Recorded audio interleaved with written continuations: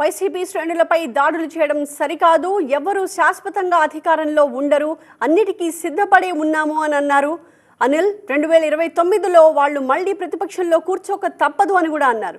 ఒక్క ఓటమితో అంతా అయిపోదు అన్నారు అనిల్ కుమార్ యాదవ్.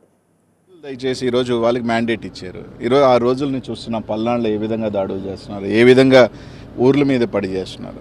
వాళ్ళు ఆలోచన చేసుకోవాలా. వాళ్ళే చెప్పారు మేము దాడులు చేసాం కాబట్టి మేము అధికారం కోల్పోయాము రకరకాలని. ఇప్పుడు వాళ్ళు చేస్తున్నారు. వాళ్ళ భాష తీరు మార్చుకోకపోతే వాళ్ళు కూడా 2029లో తప్పకుండా కూడా కూర్చుంటారు. అదేం ఇబ్బంది ఏం లేదు.